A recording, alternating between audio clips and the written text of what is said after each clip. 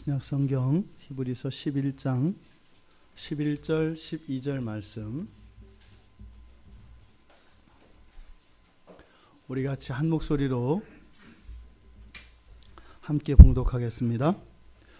믿음으로 사라 자신도 나이가 많아 단산하였으나 잉태할 수 있는 힘을 얻었으니 이는 약속하신 이를 미쁘신 줄 알았음이라. 이러므로 죽은 자와 같은 한 사람으로 말미암아 하늘의 허다한 별과 또 해변의 무수한 모래와 같이 많은 후손이 생육하였느니라. 아멘. 잠시 기도하겠습니다. 존귀하신 하나님, 하나님의 진노 가운데 죽어 마땅한 저희들을 예수 그리스도의 보혈로 저희들의 모든 죄를 용서하여 주시고 이 세상 가운데에서 존귀하게 여김을 받는 하나님의 자녀를 삼아 주신 것 감사합니다.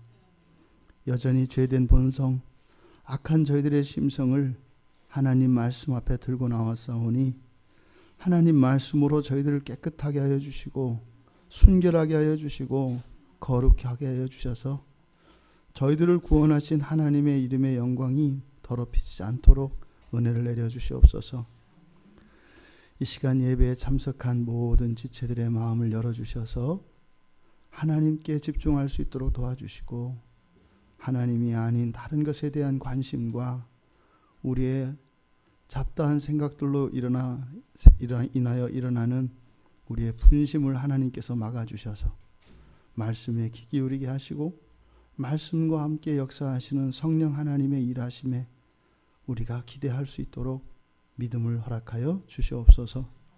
감사하며 예수님의 이름으로 기도드리옵나이다. 아멘.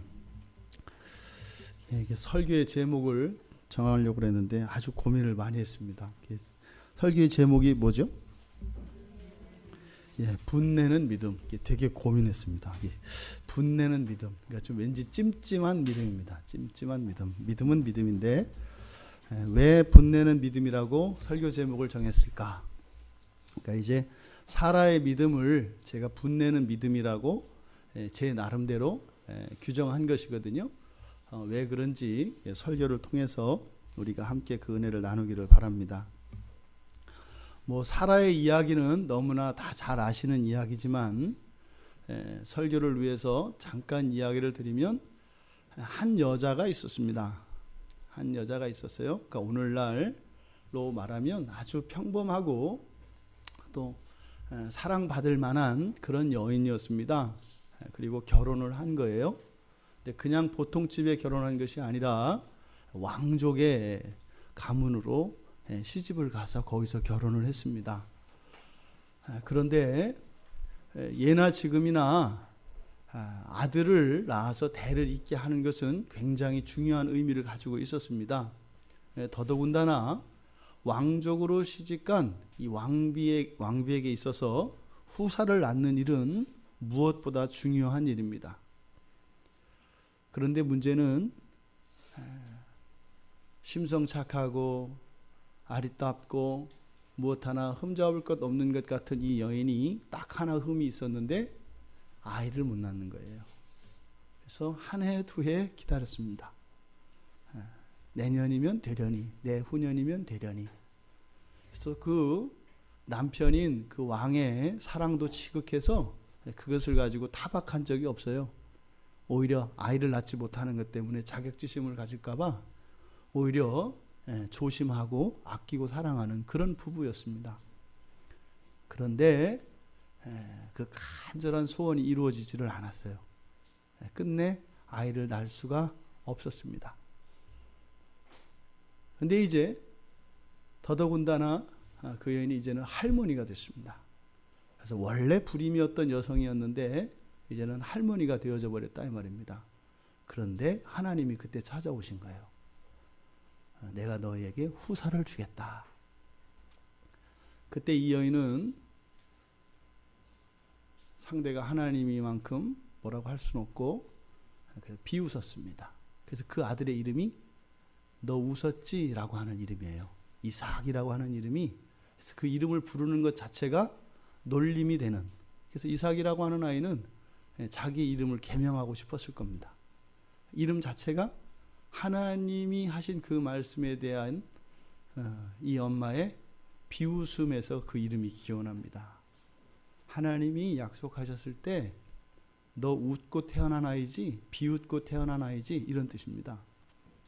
그런데 그 약속이 실제로 성취되어서 그 남편 백세의 아들을 보게 된 거예요.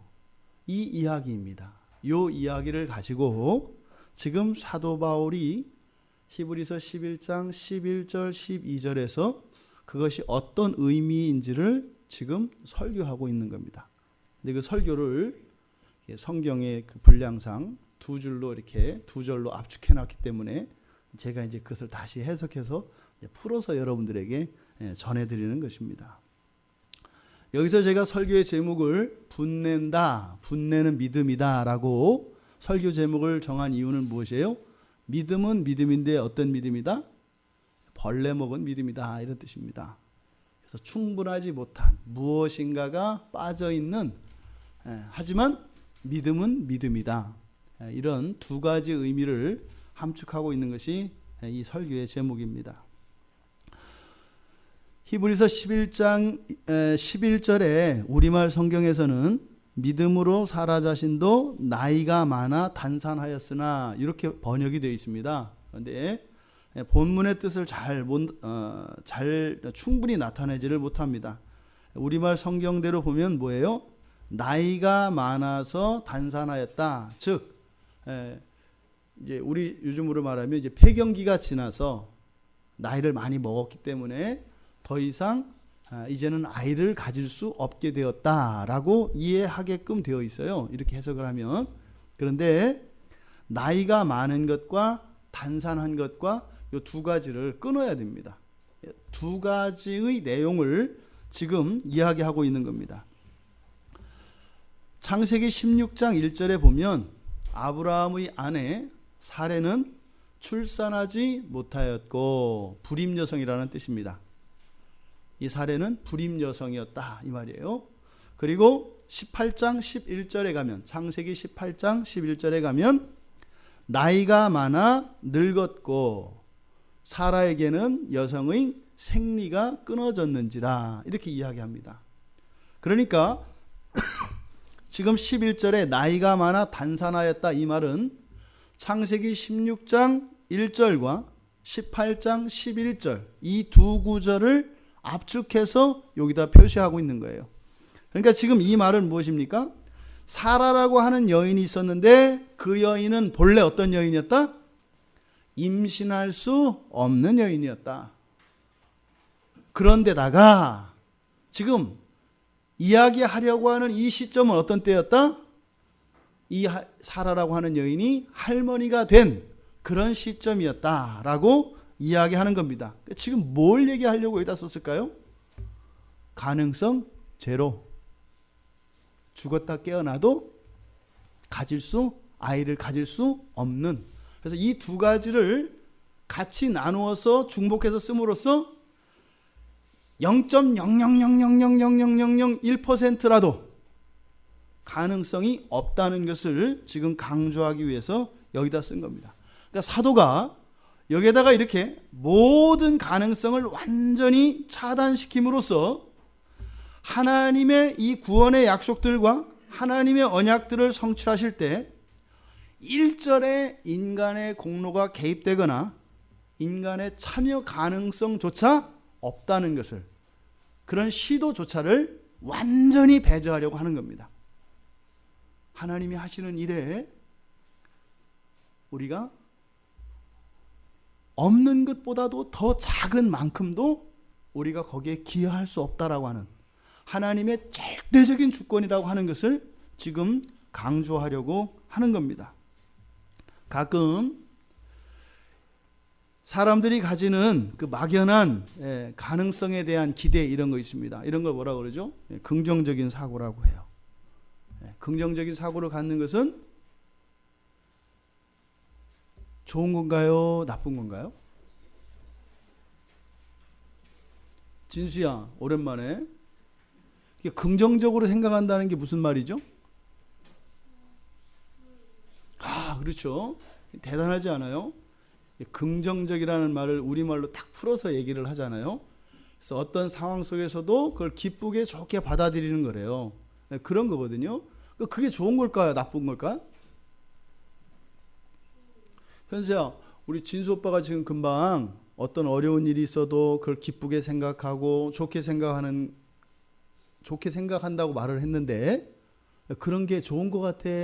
나쁜 것 같아? 좋은 것 같아요. 이게 뭐 우리 애들이 좋다면 다 좋은 거예요. 예, 좋은 것 같아요. 좋은 것 같아요. 그런데 거기에 하나 단서가 붙어야 합니다. 뭐가 붙어야 될까요?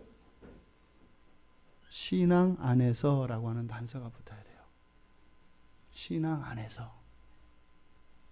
신앙 안에서라고 하는 이 단서가 붙지 않으면 어떻게 되냐면, 내 생각으로 왠지 좋을 것 같은, 그리고 사람들 보기에 괜찮을 것 같은 이런 생각은 사람들로 하여금 헛된 기대감과 헛된 안정감에 빠지게 합니다. 여러분들이 예배를 드릴 때 왜 예배를 잘 못 드리는가 하냐면, 굉장히 여러분들이 긍정적인 사고를 갖고 있기 때문이에요. 오늘 예배를 못 드리면 다음 주 예배를 드릴 수 있을 것이다. 오늘 예배를 통해서 하나님을 만나지 못하도 나는 절대로 지옥 가지 않을 것이다. 내가 예수를 지금 믿지 않아도 분명히 다음번에 또 기회가 있을 거다. 이렇게 얘기하는데도 전혀 머릿속에 아무런 감흥이 없는 사람, 불신자이거나 심각한 병에 걸려 있는 사람입니다. 한 번 한 번의 예배가 그저 계속되어지는 많은 예배 가운데 하나고, 앞으로도 계속될 거라고 생각하는 이러한 막연한 긍정적인 사고, 이것은 굉장히 위험할 수 있다 이 말입니다. 신앙 안에서, 하나님이 주신 약속 안에서 가지는 긍정적인 사고는 굉장한 힘이 있습니다. 그런데 그러한 근거 없는 긍정적인 사고, 이런 막연한 기대감은 우리로 하여금 굉장한 위험에 빠지게 한다는 것을 우리가 기억해야 할 것입니다. 이렇게 나이가 많아서 단산하였던 여인 사라, 이 사라가 잉태할 수 있는 힘을 얻었다, 이렇게 얘기합니다. 여기서 우리말 성경으로 우리말에 잉태할 수 있는 힘, 이렇게 이제 번역을 했습니다만, 이것을 직역하면 씨가 뿌려져서 그 씨가 싹 틔워질 수 있는 능력, 이런 뜻입니다. 예전에 그 농사를 짓던 분이, 정말 손바닥만한 밭대기 하나 없는 사람들은 땅을 갖는 게 소원입니다. 왜요? 그 사람들에게 아무리 종자가 있어도요, 그 종자를 심어서 싹을 틔워서 추수할 수가 없어요. 땅이 없기 때문에. 지금 여기서 사라가 잉태할 수 있는 힘을 얻었다라고 하는 것은 마치 밭이 없던 농부가 밭을 가지게 된 것을 말합니다.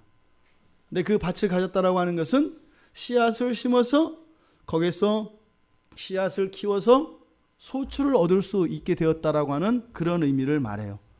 이 본문은 이렇게 믿음으로 잉태할 수 있었다라고 하는 이것은 마리아에게 있었던 천사의 수태고지와 비유되어집니다. 지금 사라와 마리아가 어떤 면에 있어서는 일치하는 부분이 있는데요.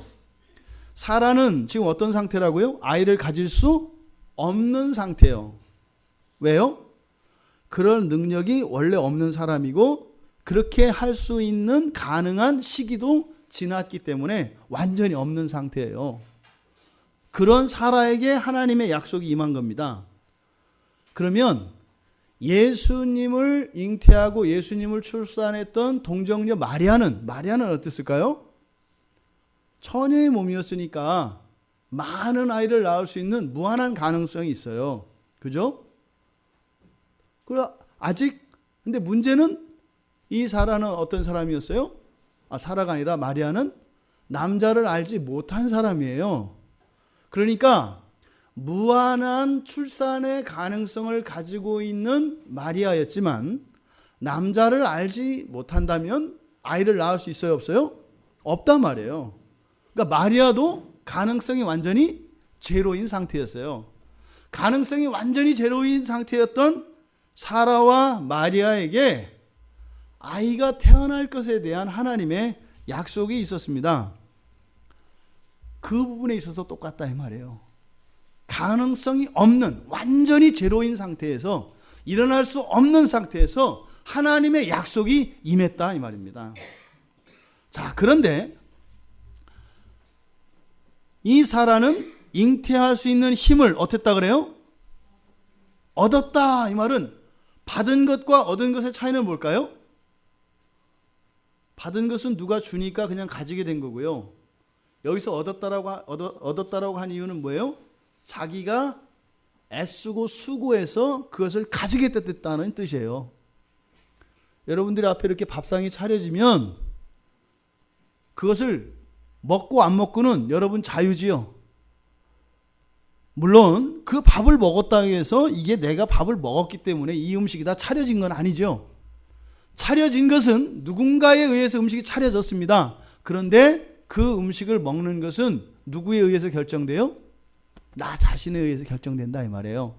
그러니까 지금 여기서 사라가 그런 힘을 얻었다라고 한 것은 지금 성경에서 능동으로 표현하고 있어요. 능동이라는 것은 자기가 직접 그 일을 한 것, 즉 그 일을 한 사람의 행위, 공로가 중요하다고 이야기를 하는 겁니다. 그래서 여기서는 하나님의 은혜보다 사라의 공로, 이 사라의 행위를 더 부각시키고 있습니다. 의도적으로 그렇게 하고 있는 거예요. 이 믿음은 주어진 것이지만 어쨌든 이것을 발휘한 것을 사라의 공로로 설명하고 있다 이 말입니다. 그래서 이러한 힘을 얻을 수 있었던 것은 믿음이 주어져서가 아니라 뭐다? 사라가 그 믿음으로 취했기 때문이다 라고 설명한다 이 말이에요. 그런데 이 사라가 이렇게 잉태할 수 있는 힘을 얻을 수 있었던 근거는 바로 뭐였어요? 그 뒤에 보니까 그것은 왜냐하면 이는 약속하신 이를 미쁘신 줄 알았기 때문이다 이렇게 얘기하는 거예요. 사라가 그렇게 다시 잉태할 수 있는 힘을 얻게 되었는데 그 힘을 얻을 수 있었던 그 원인, 그것이 무엇이었다? 바로 약속하신 이를 미쁘신 줄 알았기 때문이라고 해요. 그러니까 그 힘의 원천은 바로 무엇이다? 믿음이었다라고 얘기를 하는 거예요. 그 믿음. 근데 이 믿음이 어떻게 우리의 능력이 되는가? 그 원리를 지금 여기서 설명하고 있습니다. 그러니까 믿음이라는 것은 뭐예요? 전적인 하나님의 은혜입니다. 뭐라고요? 전적인 하나님의 은혜라고요. 우리가 만들어낼 수 있는 것이 아니다 이 말이에요. 하나님의 주권입니다. 그러니까 그것을 왜 안 주냐고 우리가 항변할 수 있어요? 없어요? 없어요. 종이 주인에게 내가 하고 싶은 일이 저 일이니까 저 일을 나에게 시키라고 명령할 권리가 있어요? 없어요? 말도 안 되는 거죠. 직원이 그 회사 사장에게 이 일을 이렇게 시키지 말고 저렇게 하라고 불평할 일이에요? 아니에요? 그럴 수 없다 이 말이에요. 이게 주권입니다. 그런데 이렇게 은혜가 전적인 은혜로 믿음이 전적인 하나님의 은혜로 주어지는 것인데 또 지금 이 본문에서 또 하나 설명하고 있는 것은 뭐냐면 자기 책임성이에요.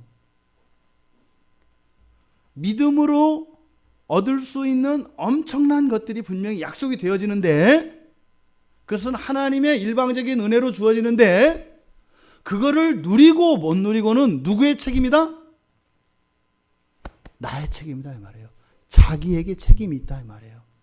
바로 그것을 여기에서 나타내려고 한다 이 말입니다. 믿음은 성령께서 우리들에게 선물로 주십니다. 전적인 은혜입니다. 하지만 그 믿음이 우리의 공로도 될 수 있다라고 하는 놀라운 사실을 여기서 가르쳐주고 있는 거예요. 성령께서 우리에게 믿음을 주셨지만 그것을 사용할 수 있는 권한과 사용할 수 있는 자유가 우리들 각자에게 주어져 있다, 이 말입니다. 실제로 여러분들이 그렇잖아요. 믿음에 거할 때도 있고 그렇지 않을 때도 있죠. 또 어떤 동일한 사건에 대해서 어떤 사람은 믿음으로 반응하는 사람이 있고 어떤 사람은 그렇지 않은 사람도 있죠. 물론 믿음이 있고 없어서 그럴 수도 있습니다. 그런데 예수를 믿는 사람들 안에서도 그러한 동일한 일들이 일어난다, 이 말이에요. 이거는 누구는 믿음이 크고 누구는 믿음이 작아서, 그러니까 믿음이 작은 사람은 이 다음에 믿음이 크면 그렇게 되는 것처럼 생각해서는 된다, 안 된다? 안 된다는 거예요. 믿음이 작다는 것은 여러분의 핑계가 될 수 없다, 이 말입니다. 집사님, 기도하시고 믿음으로 구하세요. 제가 믿음이 없어서요. 이건 뭐예요? 됐거든요, 이 말이에요.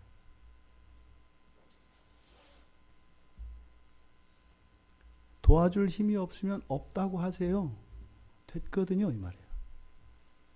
겸손한 것 같지 않아요? 제가 믿음이 없어서요. 얼마나 이게 고집스러운 말인지 아셔야 돼요. 그런 얘기를 하는 게 아니에요. 네 하고 하나님께 기도하면서 하나님, 내 안에 믿음을 일으켜 주시옵소서, 이렇게 기도해야 되는 거지, 사람들 앞에서 믿음이 없어서요, 믿음이 작아서요, 이게 얼마나 가증스러운 이야기인지 아셔야 돼요. 겸손을 가장한 교만, 겸손을 가장한 고집스러움. 믿음은요, 산더러 들려 바다에 빠지라고 하면 옮겨주는 게 믿음이에요. 믿음은 많이 가지고 있으면 힘이 더 세고요, 조금 있으면 적은 게 아니에요. 무슨 믿음이 다이너마이트예요? 하나를 쓰면은 집을 부수고 10개를 쓰면은 빌딩을 부수는 거예요? 그런 거 아니에요. 진리는 눈꽃만큼 있거나 태산만큼 있거나 믿음 하나면요 되는 거예요. 믿음은 많고 적고를 따지는 게 아니에요. 있고 없고를 따지는 거예요. 믿음이 없으면요 구해야죠. 언제까지요? 주실 때까지요. 하지만 그 믿음이 주어진다 하더라도 그 믿음에 대한 관리 책임은 누구에게 있다? 우리들 각자에게 있다 이거예요. 그 자기 책임성에 대해서 여기서 이야기하는 겁니다. 그래서 믿음이 우리에게 주어지지만 그 믿음을 사용하고 안 사용하고는 하나님이 우리를 강제하지 않는다는 거예요. 자율성이 우리에게 주어진다는 거예요. 그러니까 이 믿음의 자율성은 어떤 거겠습니까? 그 믿음으로 얻을 수 있는, 즉 믿음을 사용할 수 있는 권리를 포기할 수 있는 자율성이에요. 그 자율성을 사용하면 어떻게 되는 거예요? 자기 책임성이 주어지는 거죠. 여러분들 인생에 일어나는 모든 불행과 고난의 원인은, 그 책임은 누구 책임이에요? 여러분 책임이라고요. 지금 성경은 그 얘기를 하는 거예요. 지금 이 대목에서 사라는요, 그것을 포기할 수 있는 자기의 권리를 사용하지 않고 어떻게 했다는 거예요? 믿음으로 받아들여서 그 능력을 얻었다는 거예요. 지금 여기서 그걸 말하고 있습니다. 그런데 이 사라가 사용한 믿음, 이 사라가 가지고 있었던 이 믿음, 이 믿음에서 이 믿음의 내용을 보니까 뭐예요? 약속하신 이를 믿었다는 겁니다. 그러니까 약속하신 이가 미쁘다는 것을 알았다, 이런 뜻이거든요. 여기서 약속하신 이라고 하는 것은 우리가 오해하면 안 되는 것이, 여기서 약속하신 이는 원어 성경에서는 이렇게 되어 있습니다. 그녀는 그 자신에게 약속하신 분이 참으로 진실하다고 생각했다, 이거예요. 다시 읽을게요. 그녀는 그분이 그분 자신에게 약속하신 그분이 참으로 진실하다고 생각했다 이 말이에요. 지금 제가 말씀드리고자 하는 바는 누가 누구에게 약속했다고요? 하나님이 누구에게 약속했다고요? 사라에게가 아니라 하나님 자신에게 약속했다라는 뜻이에요. 그러니까 사라가 믿은 것은 뭐라고요? 하나님이 너에게 이제는 씨가 자라서 후사가 생길 건데 그 아이를 통해서 자손들이 일어날 거다 했을 때, 아, 이 말씀이 나에게 그대로 이루어지겠구나. 무슨 말이에요? 내가 아이를 낳게 되겠구나. 이렇게 믿은 것이 아니다 이 말이에요. 지금 여기서 약속하신 분이 미쁘신 줄 알았다라고 하는 말은, 사라는 하나님이 나에게 그 말씀을 하셨지만 뭐 했다는 거예요? 속으로 웃었다는 거예요. 자기에게 그 일이 일어날 것을 믿었다는 의미가 아니라 그 말씀을 하신 그 하나님을 믿었다는 뜻이다 이 말입니다. 사라는 하나님이 자신의 인생을 바꾸어주고 자신에게 그토록 소원이었고 지금은 체념해버린 그 자식을 자기의 몸에서 태어나게 할 것이라고 하는 것을 믿지는 않았다 이 말입니다. 근데 어쨌든 그 말씀을 하신 그 하나님을 믿었다 이렇게 얘기를 하는 거예요. 그리스도인의 믿음의 근거에 대해서 이야기하는데, 자칫 우리가 그리스도와 별개로 어떤 대상에 대해서 믿으려고 한다면 반드시 실망하게 될 겁니다. 정반대의 경우인데, 지금 사라의 믿음은 어떤 거예요? 그 하나님의 말씀이 성취되어지는 것과 그 하나님을 믿는 믿음으로 나에게 생겨나는 이런 유익들, 이런 것들에 대한 어떤 기대감도 없이 그냥 하나님 존재에 대해서만 가지고 있는 그런 믿음이에요. 근데 이거 정반대되는 것은 뭐예요? 하나님과 상관없이 자기 안에서 붙들고 있는 자기 확신이에요. 이런 게 뭐예요? 내가 될 거라고 마음먹으면 어떻게 되는 거예요? 하나님은 수단 방법 가리지 말고 되게끔 해야 되는 거예요. 천사들도 보내고 하늘에서 불도 쏘고 땅도 가르고 바다도 갈라서 하여튼 내가 원하는 것은 해야 돼. 왜? 내 확신은 변함이 없을 거거든요. 내가 죽을지언정 안 바꿀 거거든요. 이것도 잘못된 거죠. 정반대되는 경우예요. 그러니까 그리스도와 상관없는 자기 확신, 이런 것은 정말 우리의 삶 속에 얼마나 큰 신앙의 오류를 낳는지 모릅니다. 여러분들이 그래서 신앙생활을 하면서요, 항상 얘기합니다만 우리 사람은 믿음의 대상이 아니에요. 잊으시면 안 돼요. 성경에서는 어떤 사람도 이 세상에 믿음의 대상이라고 하는 게 없어요.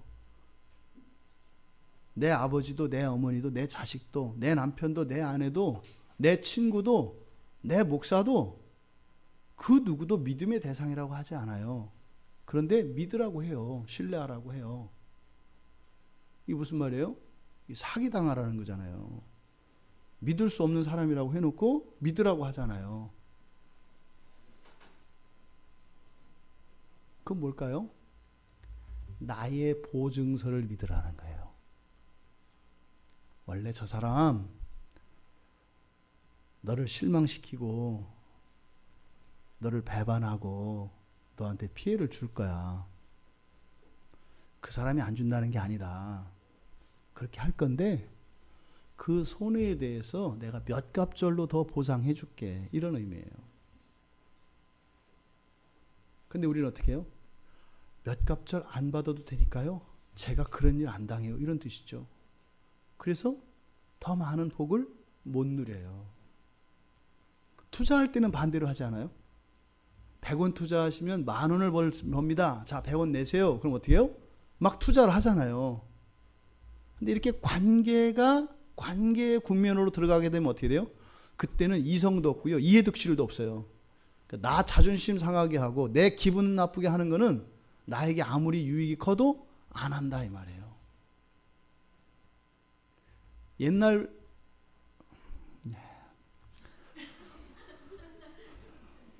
어쨌든 사라의 믿음은 그 하나님에 대한 믿음이었습니다. 근데 그 하나님이 약속하신 말씀이 실제적으로 나에게 이루어질 것이라고 하는 그 효과에 대한 믿음은 아니었다라는 말입니다. 그리고 여기서 성경에서 지금 뭐라고 이야기를 하냐면 미쁘신 줄 알았습니다. 이 미쁘시다는 단어가 무슨 뜻인지 아시죠, 여러분? 그죠? 미쁘시다는 것은 믿음에 대한 번역이라고 그랬어요. 그렇죠? 미쁘시다 할 때 이제 믿음에 대한 번역인데 여기서는 이제 진실된 이런 뜻입니다. 그러니까 약속하신 분이 진실하다고 믿었다고 않고 뭐라 그랬어요? 알았음이라 그래요. 요 알았음이라 요걸 제가 뭐라고 설교 제목을 정한 거예요? 분내는 믿음이라고 한 거예요. 하나님이 진실한 분이라는 것을 분이라고 생각했다.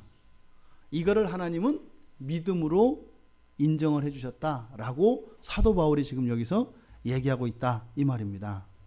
여기서 확신이 아니라 생각이에요. 그러니까 생각이라는 것은 그냥 뭐라고 여기는 정도예요.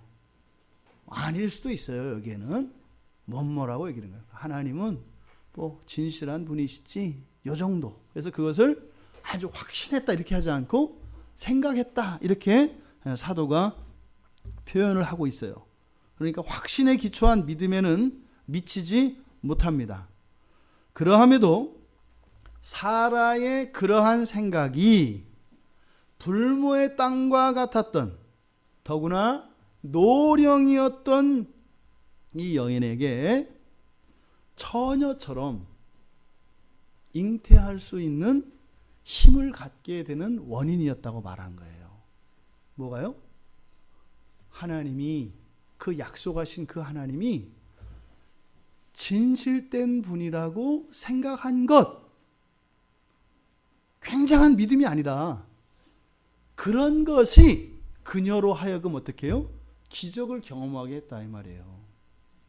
지금 사도가 설명하려고 하는 게 바로 그 내용입니다. 우리에게 주신 믿음에 대한 우리의 반응으로서의 이런 믿음의 태도가 얼마나 작은 것인지를 알게 합니다. 그러니까 사라에게는 어떻게 한 거예요? 하나님이 믿음을 주신 거죠. 하나님이 주신 믿음을 사라는 어떻게 했어요? 그냥 생각하는 정도로 썼다 이 말입니다.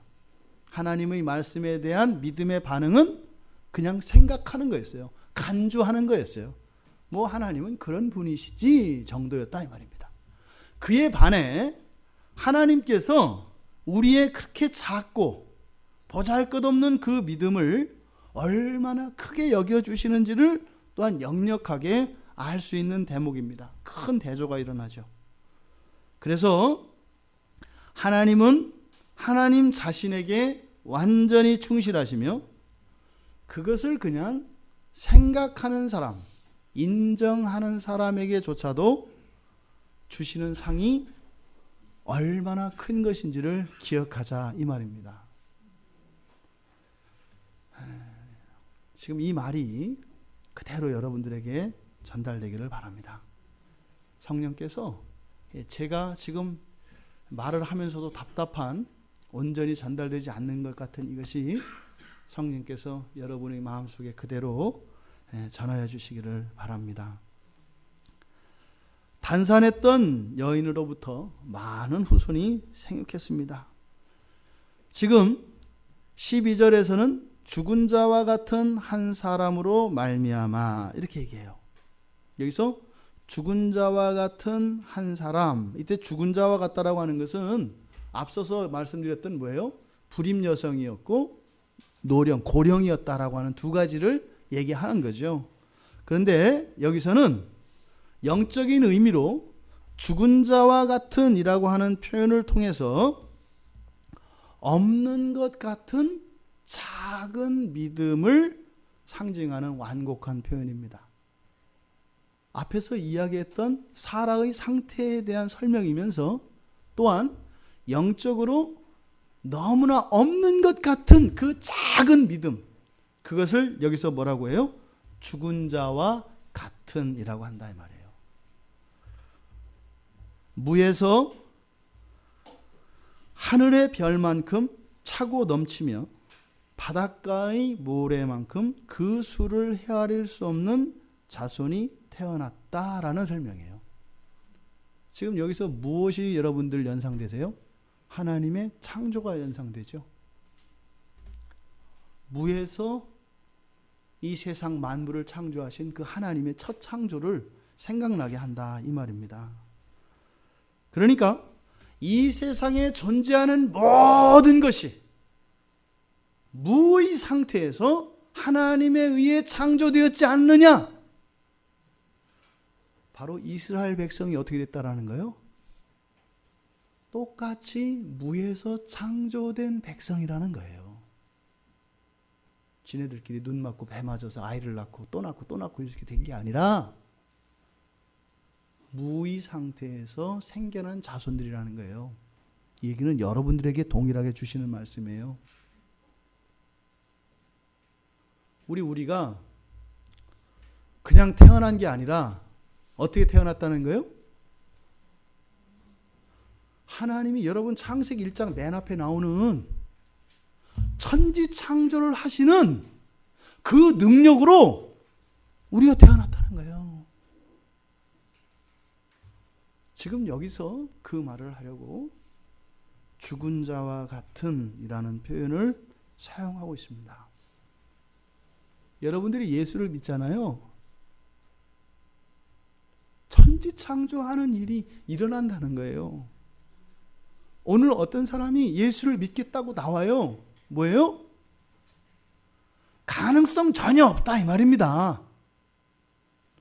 그런데 하나님이 그 안에 새 영을, 거룩한 영을, 새 마음을 주셔서 하나님 앞에 나오게 됐다는 거예요. 나도 몰라요. 이것이 얼마나 놀라운 일인지 두렵기까지 한 일입니다. 지금 사도 바울은 그 이야기를 여기서 하려는 겁니다. 그런데 한 사람이라고 그러죠. 죽은 자와 같은 한 사람. 하나라고 이렇게 정확하게 쓴 이유가 있어요. 하나는 적습니까? 많습니까? 하나는 적어요. 있는 것 중에서는 제일 적은 게 하나 아니에요. 적은 것을 의미하네요. 근데 가장 적은 수인 작은 이 하나에서 무한히 많은 것이 나왔다는 것을 의미해요. 우리는요, 작은 것에서 많은 것을 상상할 수 있어요? 없어요? 없어요. 그냥 신약에서 기껏해서 30배, 60배, 100배, 100배면 최고로 생각한다 이 말이죠. 하나에서 100개면은 엄청난 거죠. 뭐 10,000원 투자해서 이 100만 원 이거 좀 키울까요? 1억을 투자해서 100억이면 뭐 100억이면 뭐 이렇게 입이 이렇게 걸리지 않겠어요? 걱정 없어지는 거예요. 여러분 100억 정도 있으면요 출근 안 해도 돼요. 뭐 교회 멀고 이런 거 걱정 안 해도 돼요. 기사 두고요. 뭐 이왕이면 이제 앰뷸런스 하나 사가지고 거기다 침대 깔아서 타고 와도 되고요. 뭐 엄청난 거거든요. 근데 가장 작은 하나에서 많은 100억 정도가 아니에요. 100배 정도가 아니에요. 무한한 가능성을 말하거든요. 어디에서요? 하나에서. 근데 우리는 어떻게 생각해요? 하나보다는 둘이 낫고 둘보다는 넷이 낫고 넷보다는 열이 많다고 생각한다. 아니요. 너희들한테 필요한 건 몇 개다? 하나. 그러니까 2개, 3개 바라는 건 누구예요? 부엉이에요. 부엉이는 그런다면서요. 하나, 둘, 셋 이렇게만 센대요. 그래서 알을 가져올 때 꼭 3개만 남겨놓으면 괜찮답니다. 2개 남겨놓으면 떠난대요. 이렇게 이게 지금 내 집이 공격당하고 있다는 걸 알아가지고요. 손 탄다는 걸 알아서 떠난대요. 그래서 3개만 남겨놓으면 그냥 계속 거기서 낳고 산대요. 하나, 둘, 셋. 부엉이는 3개가 더 많은 줄 아는 거고 믿음의 백성들은 뭐예요?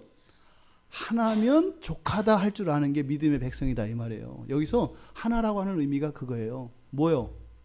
믿음 안 하면 된다고요. 여러분 배고프세요?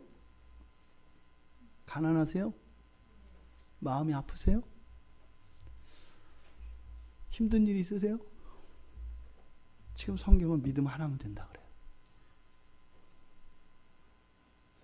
진짜 필요한 하나 믿음을 구하는 게 아니라 뭐예요?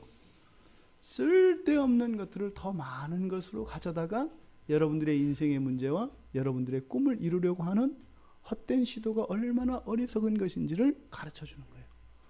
하나를 준비하는 게 쉬워요? 두 개를 준비하는 게 쉬워요? 하나 준비하는 게 쉬워요. 여기서 하나라고 하는 것은 바로 작은 것을 뜻합니다만 유일성을 뜻해요. 여러 개 중에서 아무거나 하나가 아니라 유일성입니다. 유일성. 오직 이 믿음 하나. 이것으로부터 모든 것이 가능하다는 겁니다. 그래서 언약의 자손은 많은 여인에게 많은 여인 중 한 여인이 아니에요. 오직 한 여인입니다. 오직 사라라고 하는 한 여인에게서 나는 자손만 언약의 자손이 되는 겁니다. 둘도 없어요. 다른 여자 없어요. 오직 사라입니다. 하지만 이 하나에서 헤아릴 수 없는 수많은 자녀들이 태어났다는 사실을 통해서 무한한 가능성을 동시에 보여주고 있는 것이에요.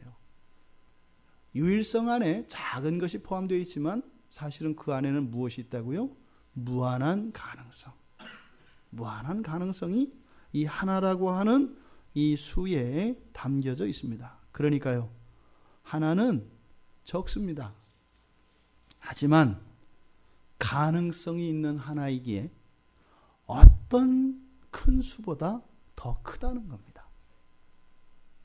가장 작은 하나지만 가능성을 가지고 있는 하나이기 때문에 더 크다는 게요. 이게 뭐예요? 겨자씨 비유에서 나오잖아요. 겨자씨 비유에서 예수님께서 똑같은 말씀을 하신 거죠. 그래서 우리들이 한 사람을 절대 소홀히 할 수 없고 한 사람을 과소평가할 수 없는 겁니다. 왜요? 그 사람의 가치에 있지 않아요. 우리나라 그 한국 그리스도인들이 이게 그 성경에도 없는 얘기를 수리수리 맛을 이렇게 주문을 외우듯이 습관적으로 쓰는 말이 있다고 그랬어요. 뭐라 그랬어요? 한 사람이 천하보다 귀하다. 거짓말이다요. 거짓말이에요. 그게 지금 얼마나 이 한국교회를 망가뜨렸는지 몰라요. 이 한 문장이. 여기 있는 사람들이 다 자기들이 천하보다 다 귀한 줄 알아요. 여러분들 다 그러잖아요. 까불지 말라 그러잖아요. 내가 누군 줄 알아? 천하보다 귀한 사람이야. 똑바로 해. 이런 거잖아요. 웃기지 마세요. 똥보다도 보다 그래요. 똥보다도. 뭐가 없으면? 예수가 없으면. 여러분들이 천하가 아니라 천하 10개보다도 더 귀해요. 그 이유가 뭐라고요? 여러분 자신의 가치에 있는 것이 아니라 어디에 있다고요? 가능성에 있다고요.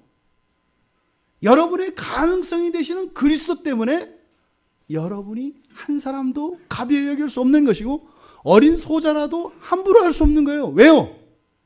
무한한 가능성 때문에 그래요. 그런데 이것을 그 결과만 놓고 이 중간 과정을 바꿔치기 하면은 큰 문제가 일어난다 이 말입니다. 착각하게 만들어요. 저는 오래지 않은 목회 경험 속에서 너무나 건강하고 너무나 유능했던 사람들이 단 한순간에 바보가 되고 단 한순간에 이 세상을 떠나는 것을 여러 차례 봤어요. 그렇게 할 일이 많고 그렇게 바빴던 사람들이 너무나 안 바쁜 사람들이 되는 걸 봤다고요. 일이 많대요. 예배 드릴 시간도 없대요.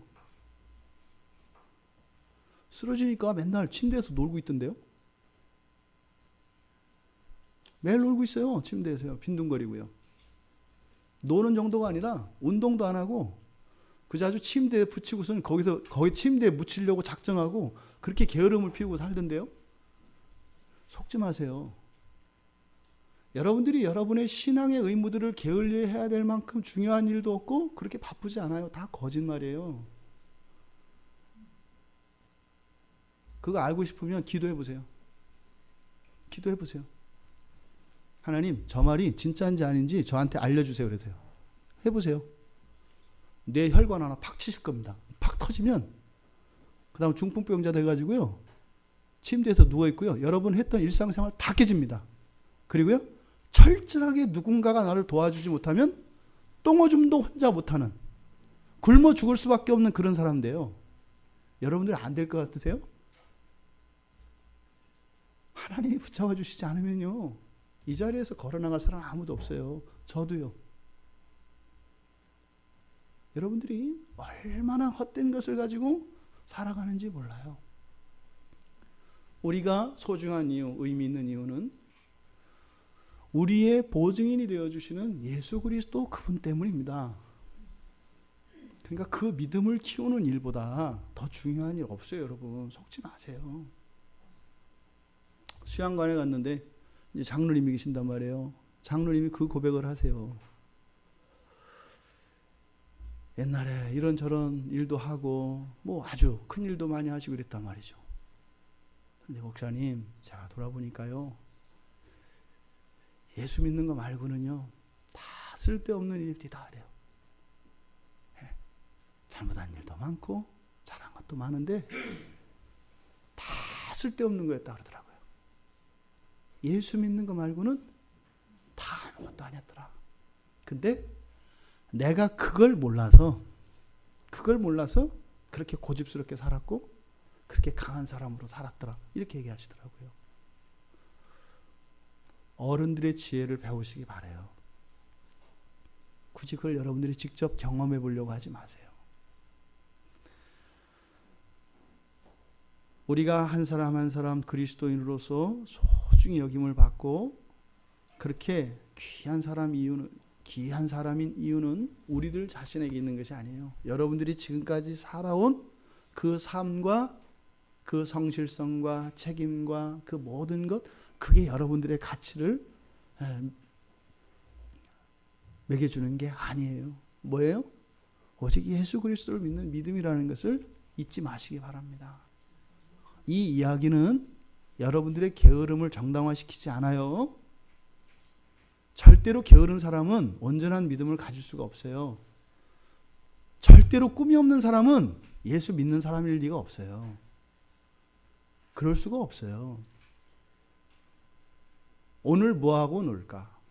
내일 뭐하고 놀까? 이건 꿈이 아니에요.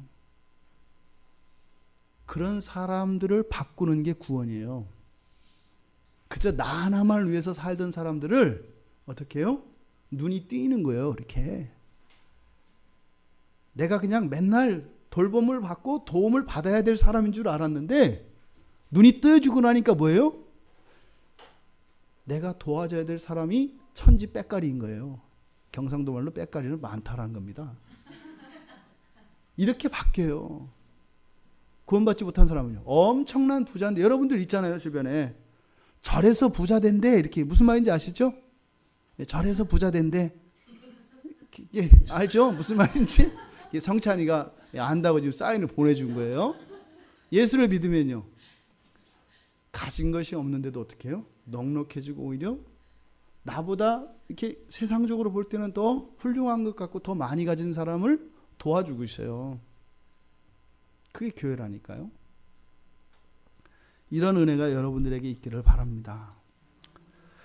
창세기에서 사라에 대해서 알 수 있었던 사실은요, 사라는 자신의 수태는 임신이죠. 임신과 그리고 출산의 가능성, 즉 아이를 낳을 수 있을 것이다라고 하는 그 가능성에 대해서 믿을 수 없었어요. 하나님이 말씀하셨지만 믿지 못했다고요. 그래서 웃었다라고 하는 표현이 그걸 대신한다고 말씀을 드렸죠.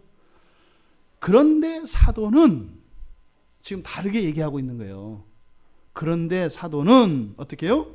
히브리서에서 지금 11장 11절과 12절에서 뭐라고 하는 거예요? 그러함에도 불구하고 사라는 하나님은 믿었다라고 얘기하는 거예요. 창세기에 나타난 사라는, 창세기에서만 보면 사라는 어떤 사람이에요? 불신앙의 사람이라고요. 믿음이 없는 사람이라니까요. 그런데 사도 바울은 믿음이 있었다고 얘기를 하는 거예요. 그래서 구약은 어떻게 해요? 신약에 의해서 재해석되지 않으면 그 의미가 안 드러난다고요. 창세기 16장에서 자신의 몸종인 하갈을 아브라함에게 주죠. 여러분 그런 생각 안 해보셨어요? 이스마엘이 하나님의 복을 받은 사람인가요? 복을 받지 않은 사람인가요?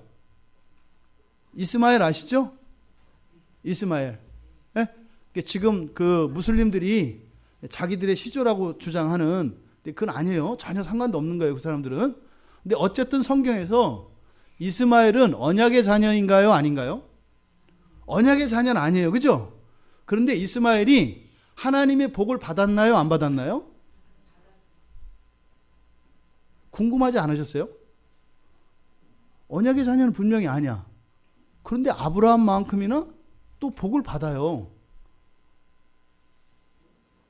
복을 받으려면 무엇이 있어야 복을 받아요? 믿음이 있어야 되는 거예요. 그러니까 이스마엘도 무슨 자식이에요? 믿음의 자식인 거예요. 그 믿음에 대해서 지금 사도 바울이 설명을 하고 있는 거예요. 왜 이스마엘의 자식들이 하갈에게 그렇게 많은 민족들이 거기서 나올 것이라고, 이스마엘을 통해서 나올 것이라고 왜 복을 받았느냐? 여기를 보니까 아하, 사라의 믿음의 결과로 이스마엘이 태어났기 때문인 거예요. 그럼 이게 도대체 무슨 말인가?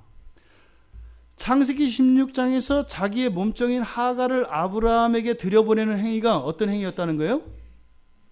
믿음의 행위였다는 거거든요. 그러니까 요거를 여러분들이 조금만 생각하면 알 수 있죠. 믿음은 믿음인데 무슨 믿음이에요? 아하, 보세요. 하나님은 믿었어요. 근데 하나님의 말씀이 자기에게 성취될 것이라고 하는 것은 믿었어요? 안 믿었어요? 안 믿었어요. 근데 그 하나님의 말씀은 반드시 이루어질 거라는 것을 믿었어요. 그래서 어떻게 했어요? 하갈을 집어넣은 거예요.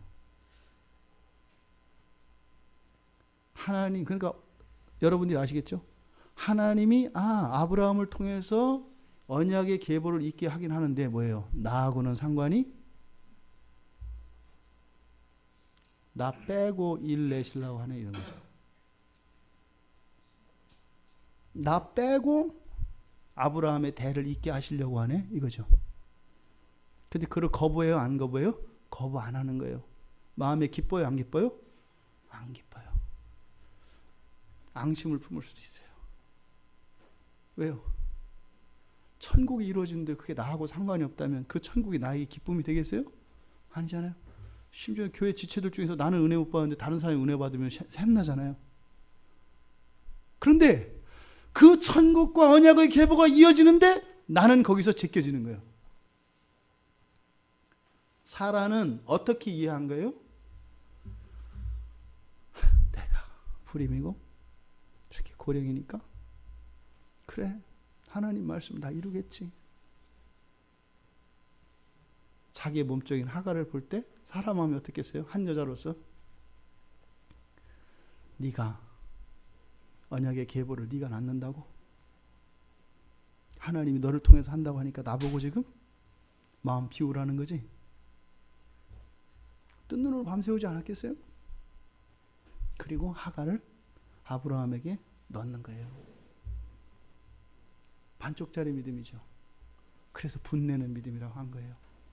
하나님이 하시는 거니까 하나님의 뜻이 반드시 이루어질 걸 알았는데, 믿었는데 나는 아니야. 분내는 거예요. 그러면서 하나님이 하나님의 말씀을 반드시 이루실 거라는 것을 믿었던 거예요.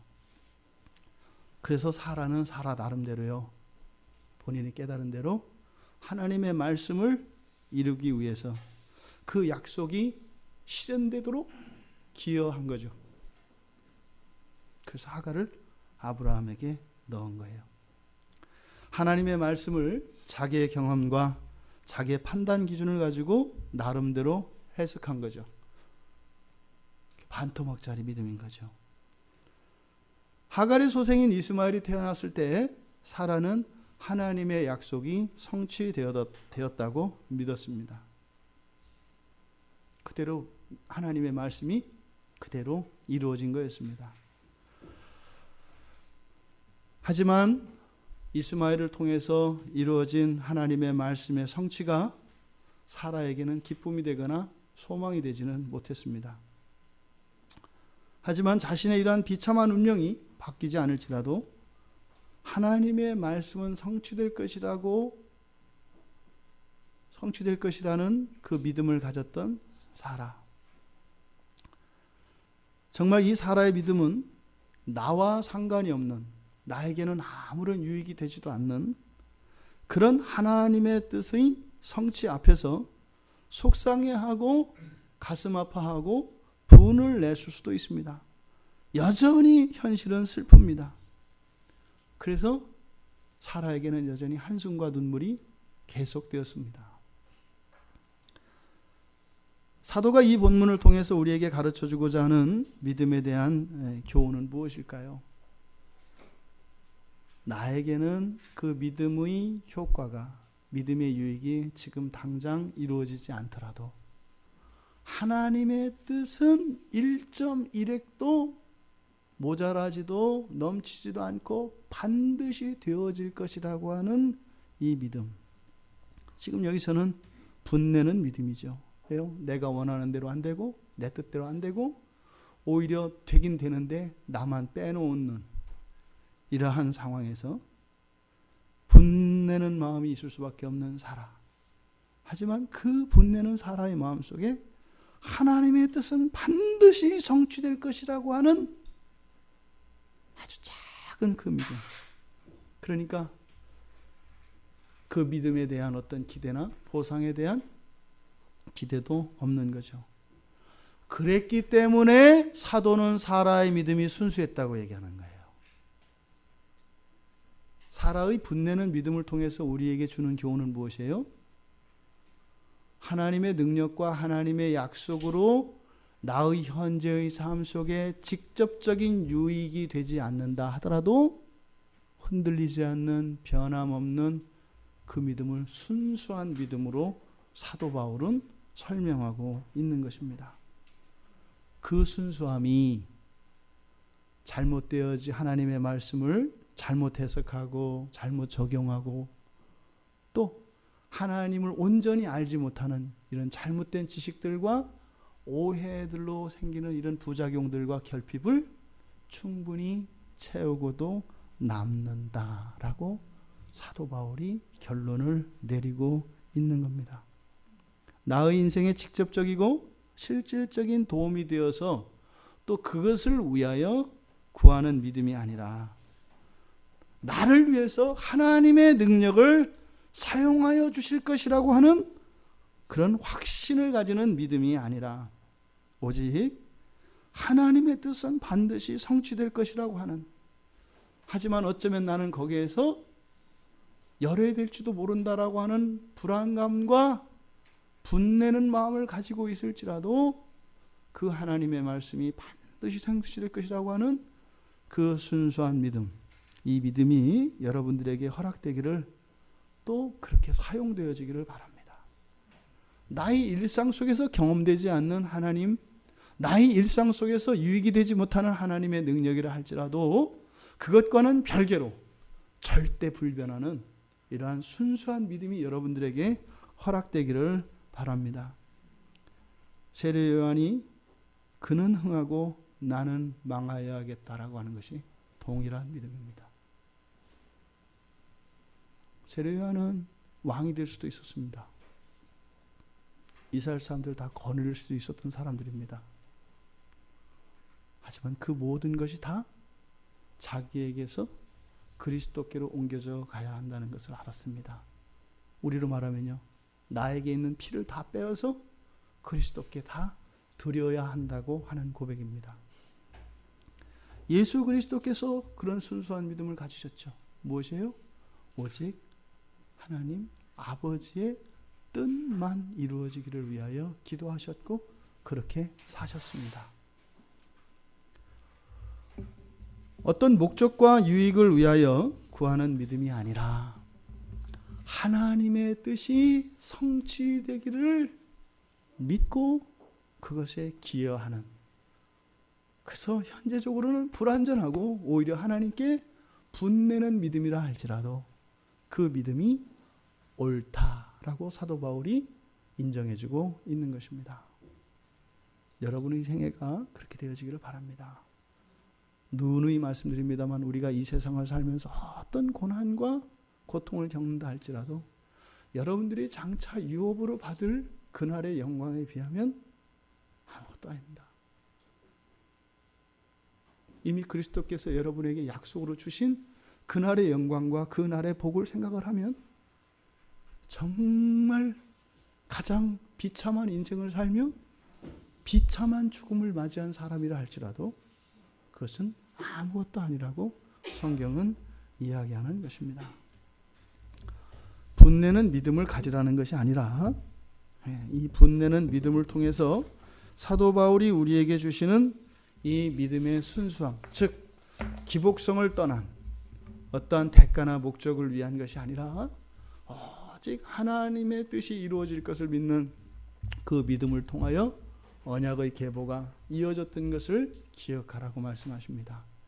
여러분 안에 그 작은 믿음을 하나님은 귀하게 보신다 이 말입니다.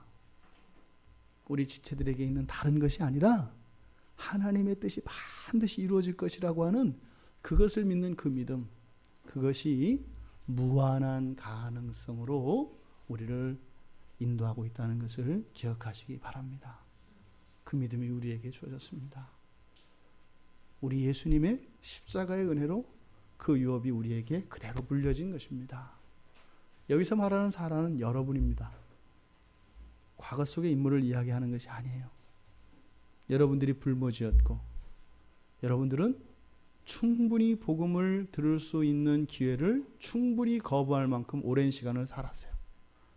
여러분들이 지금 7살이든 10살이든 20살이든 70이든 80이든 모두 다 여러분들이 충분한 만큼 하나님의 구원의 초청에 여러분들은 노출되어 있었다는 겁니다. 그리고 어쩌면 더 이상은 기회가 없는 것이 마땅한 사람들이라는 겁니다. 하지만 그 안에 여러분들 안에 있는 그 분내는 믿음을 하나님이 보시고 그것을 통하여 이 언약의 계보를 이어가신다고 하는 이 놀라운 사도 바울을 통한 이 진리에 대한 깨달음이 여러분들에게 위로가 되고 힘이 되시기를 주님의 이름으로 축원드립니다.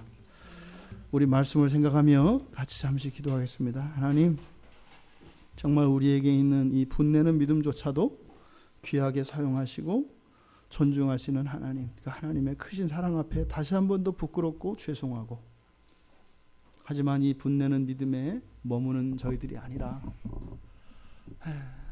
가인은 분내고 죽었지만 이런 분내였지만 오히려 살려주시고 그 사라를 통해서 하늘의 별과 같이 바다의 모래와 같이 많은 언약의 자손들을 허락하신 그 하나님, 그 하나님의 은혜와 그 약속의 말씀이 저에게도 임할 줄 믿습니다.